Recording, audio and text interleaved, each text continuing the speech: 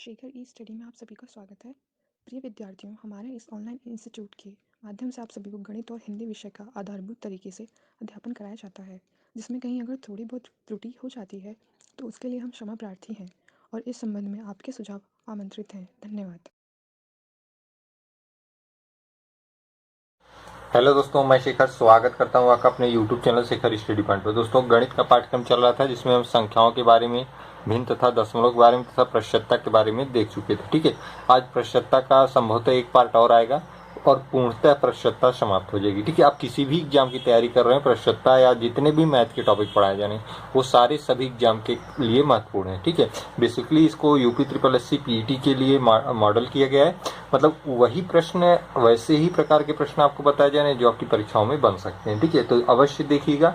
इनसे अगर आप प्रश्नों को लगाना सीख पाएंगे तो आप ग्राफ और तालिका के प्रश्न आसानी से सॉल्व कर पाएंगे। ठीक है, इसलिए आपको प्रतिशतता से लेके इतना जितने यहाँ नीचे के टॉपिक हैं, औसत, साधारण अंकगणितीय समीकरण, वर्ग एवं वर्गमूल या संख्याएं, भिन्न तथा दशमलव, इन सबका रोल ग्राफ और तालिका में है। ठीक है, तो आइए शुरुआत करते हैं प्रतिशतता का अगला पार्ट।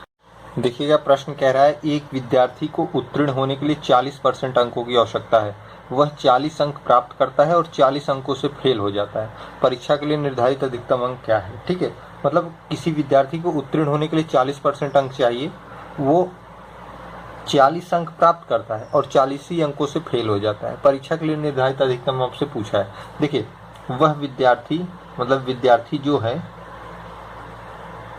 ठीक है, वह कितना अंक पाता है? वह 40 अंक प्राप्त करता है। 40 अंक प्राप्त करता है और 40 अंकों से फेल हो जाता है। मतलब अगर उसे 40 अंक और मिल गए होते, ये 40 तो वो पाया था, 40 और मिल गए होते तो वो पास हो जाता। और पास होने के लिए कितना चाहिए? एक विद्यार्थी को उत्तीर्ण होने के लिए 40% अंकों की आवश्यकता है। मतलब 40 गुणे 40 ये किसके बराबर है? ये 40% के बराबर है। यहाँ पे दिया है ना, उत्तीर्ण होने के लिए 40% अंक चाहिए।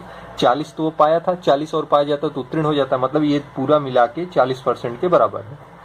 आप कह सकते हैं 80 बराबर 40%, तो 1% बराबर 40 से भाग हो जाएगा 2। ठीक है, 1% बराबर 2। आपसे पूछा है परीक्षा के लिए निर्धारित अधिकतम अंक। देखिए, जब भी अधिकतम अंक की बात होती है, अधिकतम अंक तो अपने आप में क्या होता है? 100% के बराबर होता है। अधिकतम अंक जो भी होगा अपने आप में 100% के बराबर होगा। ठीक है, इस चीज को ध्यान रखिएगा। तो 1% के बराबर 2 है तो 100% बराबर क्या हो जाएगा? 100 गुणे 2 अर्थात 200। मतलब अधिकतम अंक क्या होगा?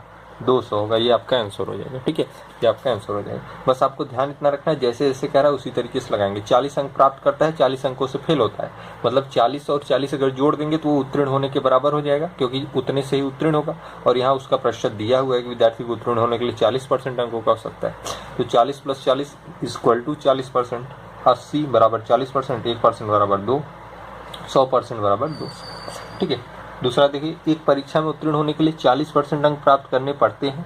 विजय ने 30% अंक प्राप्त किए तथा वह 36 अंक से अनुत्तीर्ण हो गया। कुल पूर्णांक कितना था? ठीक है, आपसे पूछा है कुल पूर्णांक कितना था।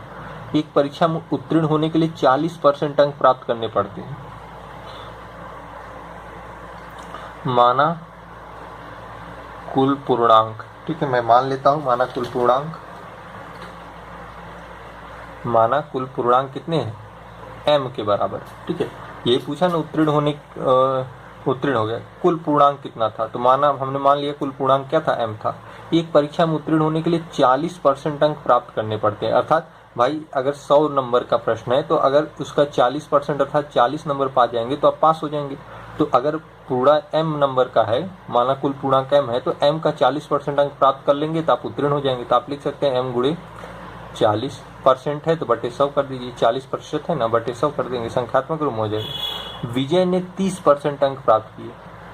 विजय ने कितना अंक प्राप्त किए? 30%। किसका पाया होगा 30%? भाई, पूर्णांक का ही तो 30% पाया होगा। 30% अंक विजय ने प्राप्त किए तथा वह 36 अंकों से अनुत्तीर्ण हो जाता है। मतलब 30% प्राप्त किया, अगर प्रतिशत को भिन्न बदल दें 100 से गुणा हो जाएगा, 100 से भाग हो जाएगा।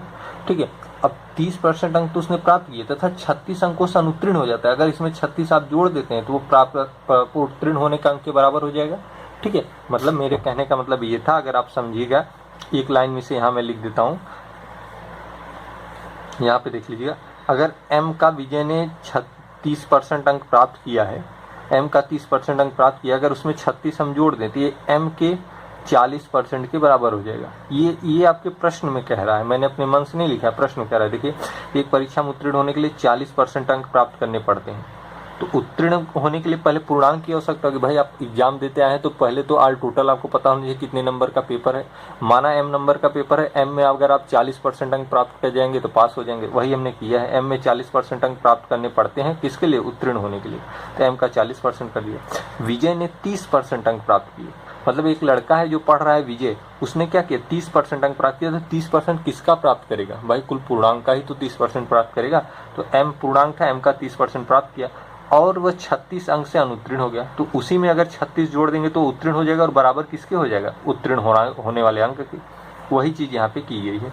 देखिए, m का 40% हटा के बटे 100 कर दिया है, m का 30%, 30 में परसेंट हटा के बटे 100 कर दिया, धन 36 कर दिया। इसी को हल करके आपको m का मान निकालना है। ठीक है, अब देखिएगा, ये 36 इसका गुणा हो जाएगा। देखिए 40m बटे 100, आप लिख सकते हैं 30m बटे 100, ये 100 का गुणा इसके साथ हो जाएगा, ऊपर 3600 हो जाएगा। ठीक है, ये 100 इस 100 से कट जाएगा, ये 30m इधर चला आएगा 40 में से 30 गया, 10m लिख सकते हैं, बराबर 3600। तो m बराबर क्या हो जाएगा? 10 से भाग हो जाएगा, आएगा 360, एक जीरो कट जाएगा, 10 से भाग देगा, तो m बराबर 360। मतलब आपका पूर्णांक क्या है? यही पूर्णांक क्या है? 360 के बराबर है। ये आपका आंसर होगा। ठीक है, ये आपका आंसर होगा। तो उम्मीद करता हूँ समझ में आया होगा। जैसे जैसे मैं बता रहा हूँ वैसे करिएगा, और प्रश्न के अनुसार चलिए, बहुत शॉर्ट तरीके से आएगा, कुछ इसमें करना नहीं, बस एक दो बार आप समझ जाएंगे और प्रश्न में कुछ नहीं है। ठीक है, अगर आपको कहीं भी प्रॉब्लम होती है कमेंट बॉक्स में पूछिएगा, व्हाट्सएप नंबर चलता है वहाँ पूछिएगा, कहेंगे तो फिर से मैं बताऊंगा, फिर से समझा दूंगा। ठीक है, आइए अगला प्रश्न देखते हैं। प्रश्न कह रहा है, प्रवीणता को गणित में विज्ञान से 30 अंक अधिक मिले हैं। मतलब कोई एक स्टूडेंट है, उसका नाम प्रवीणता है, उसे गणित में जो है विज्ञान से 30 अंक अधिक मिले हैं। तो मान लीजिए, माना विज्ञान में उसे कितना मिला? भाई मान लीजिए विज्ञान में उसे m मिला, तो गणित में कितना मिलेगा? प्रश्न क्या कह रहा है? गणित में विज्ञान से 30 अधिक, तो विज्ञान में जब m मिला है तो गणित में m प्लस 30 मिलेगा, बस। ठीक है, उससे गणित में अंक अधिक मिले, उसे गणित में मिले अंक गणित और विज्ञान के अंकों के योग का 60% है। अब यहाँ से पढ़िएगा, उसे गणित में मिले अंक, गणित में कितना मिला है? m plus 30। ये किसके बराबर है? गणित और विज्ञान के m प्लस 30 प्लस m। देखिए कह रहा है गणित और विज्ञान के अंकों के योग, अंकों का योग कर दिया, का 60%, का 60% मतलब इस पूरे का 60%। ठीक है, इनके योग का 60% है। उसके विज्ञान में कितने अंक है? विज्ञान मतलब m का मान उससे पूछ रहा है, विज्ञान में कितने अंक है, आपको बताना है m का मान, इसी को सॉल्व करना है आपको। ठीक है, उम्मीद करता हूँ समझ में आएगा कैसे मैंने किया। जैसे जैसे आपका प्रश्न कह रहा है, मैंने मान लिया विज्ञान में m अंक मिला था, प्रवीणता को गणित में विज्ञान से 30 अंक अधिक मिलते, तो मतलब m प्लस 30 कर दिए गणित में। भाई विज्ञान में m मिला तो गणित में m प्लस 30 अधिक मिले। अब कह रहा है कि उसे गणित में मिले अंक, गणित में कितना मिला? m plus 30। ये किसके बराबर है? गणित और विज्ञान के अंकों के योग, गणित और विज्ञान के अंकों के योग का 60%, का मतलब गुणा होता है का 60%। ठीक है, तो उसके विज्ञान में कितने अंक हैं? m का मान आपसे पूछ रहा है, सॉल्व करिए m का मान। m प्लस 30 बराबर, यहाँ पे देखिए ब्रैकेट हटाएंगे तो ये हो जाएगा 2m प्लस 30। ठीक है, इंटू 60% मतलब 60/100। ठीक है, अब देखिएगा 100 का गुणा इसके साथ हो जाएगा। ठीक है, क्योंकि ये गुणा है, इन सब का अंदर हो जाएगा। अब देखिए 100 का गुणा जब इधर आप करेंगे तो हो जाएगा 100m प्लस 3000। अब इधर देखिए ये गुणा होगा बराबर 60 का गुणा अंदर होगा, 6 2 12, 120m प्लस 6 3 18 डबल।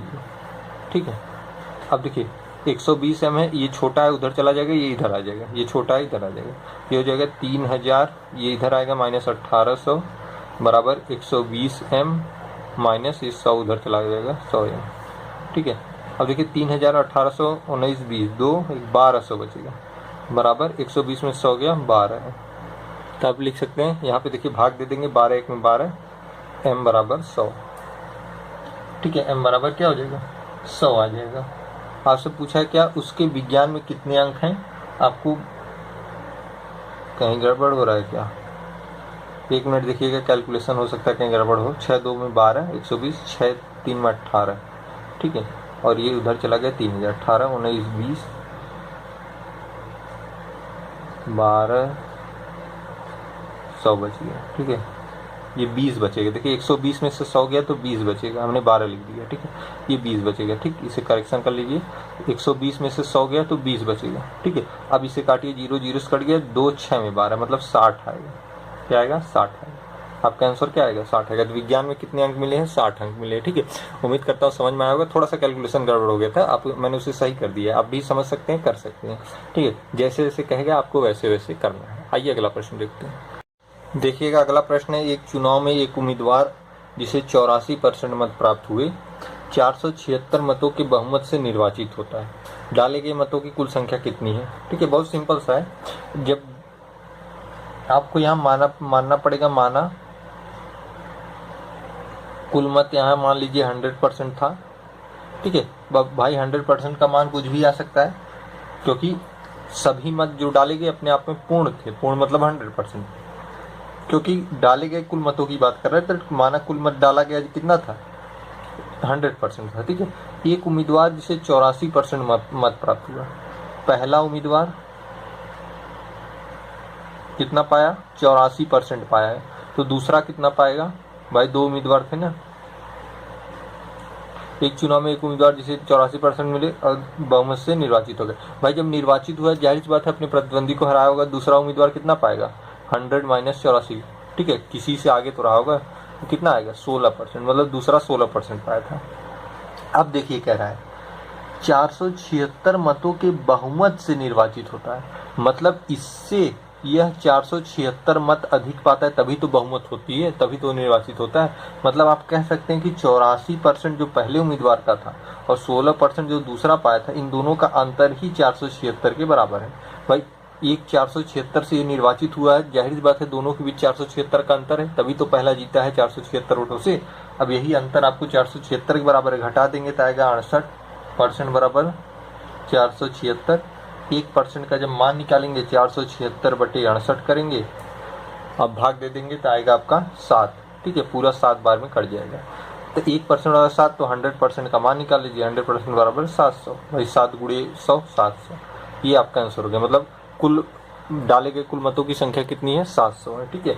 इस तरीके से प्रश्नों को लगाएंगे, बहुत सिंपल से, बस आप समझिए, कॉन्सेप्ट को समझिए कैसे कैसे लगाया जाता है, ठीक है। आइए लास्ट प्रश्न देखते हैं। देखिएगा, एक परीक्षा को पास करने के लिए 30% अंक चाहिए था। एक छात्र 25% अंक प्राप्त किया, 15 अंकों से फेल हो गया। दूसरा 22% अंक प्राप्त कर 27 अंकों से फेल हो गया। परीक्षा का पूर्णांक क्या होगा? ए का प्राप्तांक, बी का प्राप्तांक, न्यूनतम अंक। ये 4 चीजें आपसे पूछा है, ठीक है। एक परीक्षा को पास करने के लिए 30% अंक चाहिए था, ठीक है। माना पूर्णांक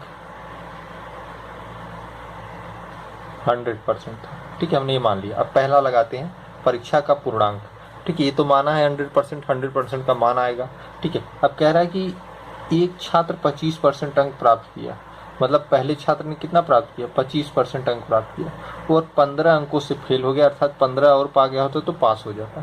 दूसरा छात्र 22% अंक प्राप्त किया, दूसरा 22% अंक प्राप्त किया, 27 अंकों से फेल हो गया, मतलब 27 और पा गया होता तो पास हो जाता, मतलब दोनों बराबर हो जाते। ये 27 पा जाता तब, और ये 15 पा जाता तो दोनों क्या होते? बराबर थे। भाई दोनों पास हो जाते। पास होने के लिए एक ही मार्क निर्धारित रहता है ना। देखिए, पास करने के लिए 30% अंक चाहिए थे, तो मतलब जो भी पूर्णांक होगा उसका 30% ये भी हो जाएगा, उसका ये भी हो जाएगा, क्योंकि यहाँ स्पष्ट कर दिया 25% वाला 15 अंकों से फेल होता है, 22% वाला और 27 अंकों से फेल होता है, दोनों ऐड कर दिया। अंतर निकाल लीजिए, 25 माइनस 22% का बराबर 27 माइनस 15, ठीक है। 22 3 25, 3% बराबर 15 5 20 होता है, 7 5 12, तो 1% बराबर 3 4 में 12, ठीक है। तो 100% बराबर क्या हो जाएगा? 4 गुणे 100 बराबर 400, मतलब आपका पूर्णांक क्या आ गया? पूर्णांक क्या आ गया? 400 आ गया। पहले का परीक्षा का पूर्णांक कितना आ गया? 400। एक आपका ये मिल गया। दूसरा पूछा ए का प्राप्तांक, ठीक है। दूसरा क्या कह रहा है? ए का प्राप्तांक कितना है? तो प्राप्तांक निकाल लीजिए। 400 पूर्णांक है, ए कितना पाया है? एक छात्र 25% अंक प्राप्त करता है। 25 मतलब पहला वाला, 25% है, तो 400 का 25% क्या होगा, 25/100, 0 0 से कट गया, 25 4 में 100। ए का प्राप्तांक क्या हो जाएगा, 100 हो जाएगा। पूछा है तीसरा सॉरी, बी का प्राप्तांक भाई पूर्णांक क्या है 100, बी कितना पाया है 22%, 22/100 कर दीजिए, सॉरी पूर्णांक 400 ने 0 0 से कट गया, 4 2 में 8, 4 2 में 8, 88।